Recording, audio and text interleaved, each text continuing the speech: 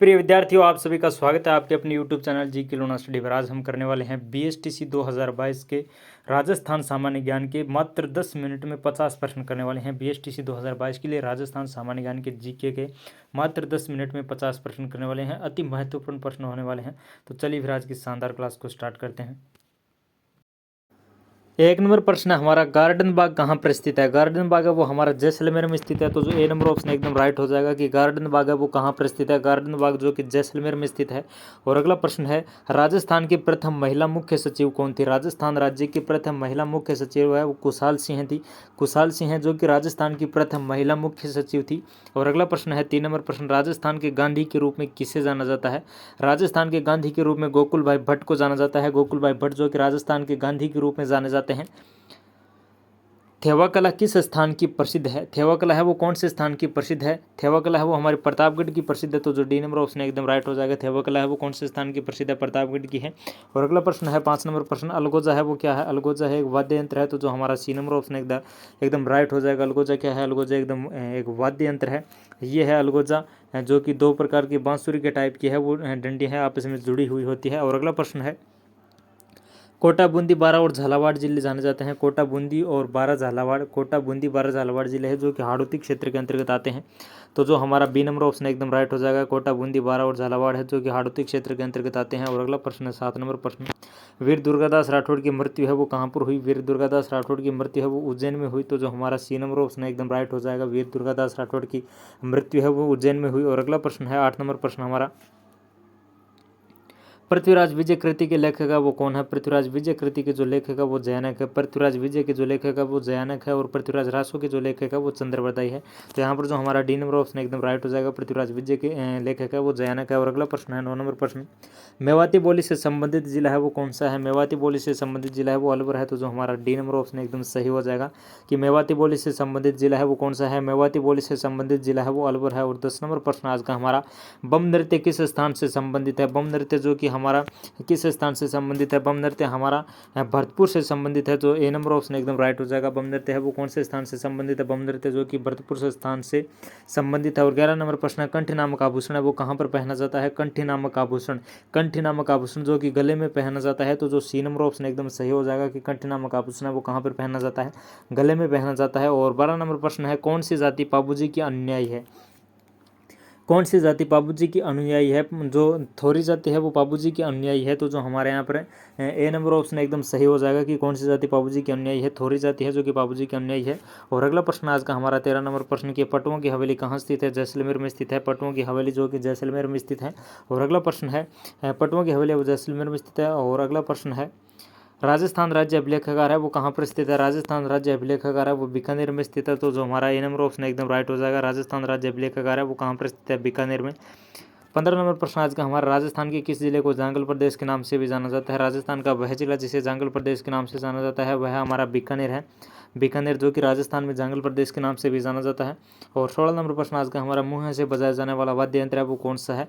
अलगोजा जो कि मुँह से बजाया जाने वाला वाद्य यंत्र है। अलगोजा जो कि मुँह से बजाया जाने वाला वाद्य यंत्र है। तो जो हमारा सी नंबर ऑप्शन एकदम सही हो जाएगा। और अगला प्रश्न है, राजस्थान में ब्लू पोट्री का प्रसिद्ध केंद्र है वो कौन सा है। राजस्थान में ब्लू पोट्री का प्रसिद्ध केंद्र है वो जयपुर है। जयपुर जो कि राजस्थान में ब्लू पोट्री का प्रसिद्ध केंद्र है। और अगला प्रश्न हमारा 18 नंबर प्रश्न, निम्बोर्ग संप्रदाय की मुख्य पीठ है वो कहाँ पर स्थित है।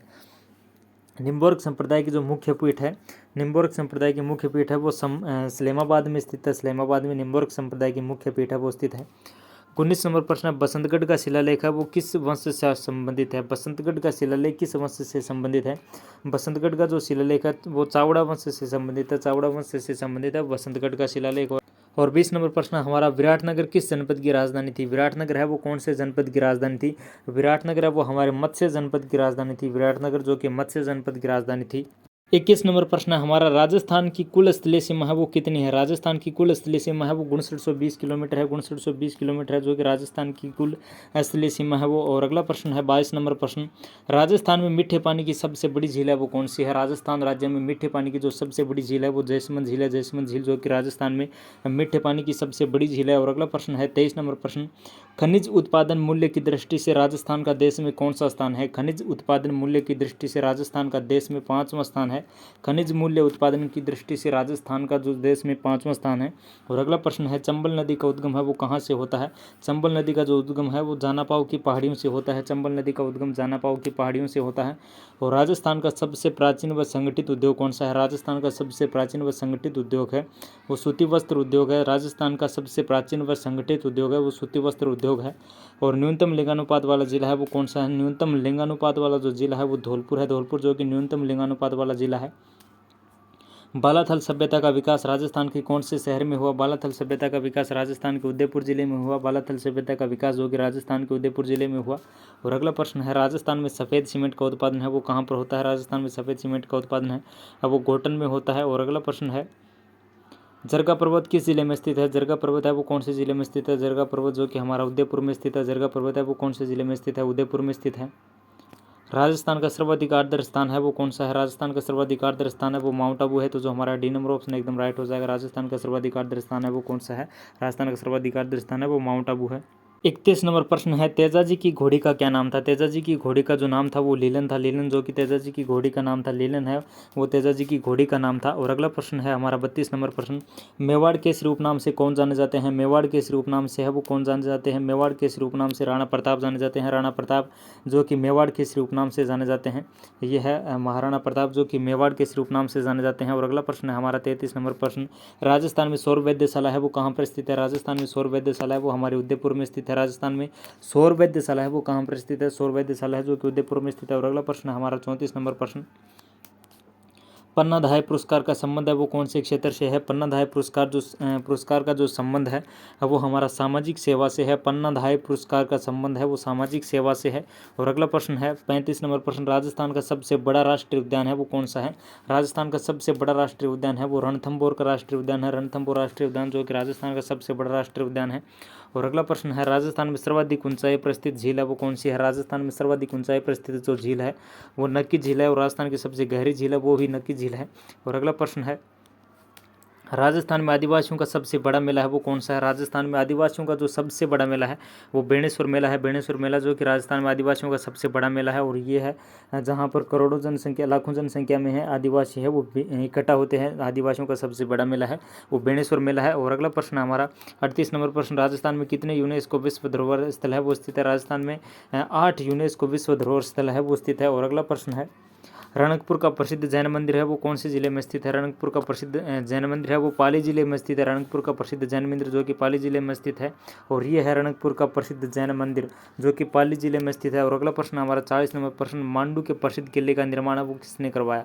मांडू के प्रसिद्ध किले का जो निर्माण है वो बाज बहादुर ने करवाया। बाज बहादुर ने मांडू के प्रसिद्ध किले का निर्माण है वो करवाया।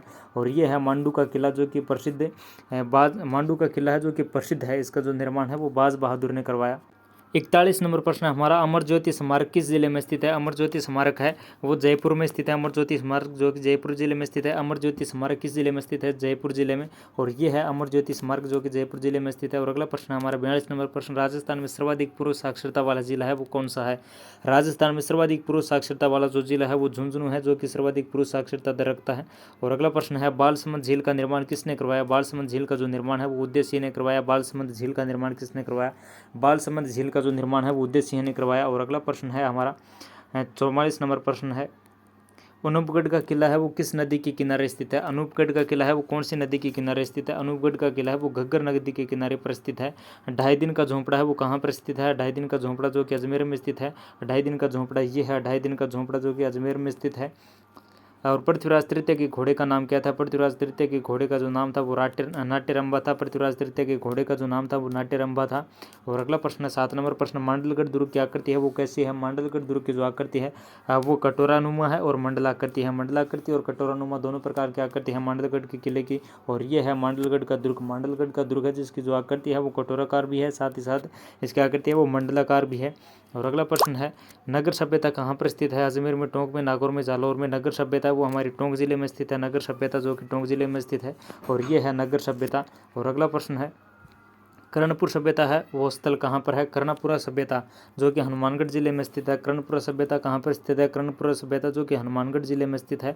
और 50 नंबर प्रश्न है, तेजाजी का जन्म है वो कहाँ पर हुआ? तेजाजी का जो जन्म है वो खड़नाल में हुआ। तेजाजी का जन्म है वो कहाँ पर हुआ? खड़नाल में हुआ। तो दोस्तों इस प्रकार हमने राजस्थान सामान्य ज्ञान के 10 मिनट में 50 अति महत्वपूर्ण किए। 50 अति महत्वपूर्ण प्रश्न की आपको ये क्लास कैसी लगी इसके बारे में कमेंट में बताना। अगर वीडियो अच्छा लगा तो लाइक करना, चैनल को सब्सक्राइब है वो जरूर से कर लेना, चैनल को सब्सक्राइब कर लेना।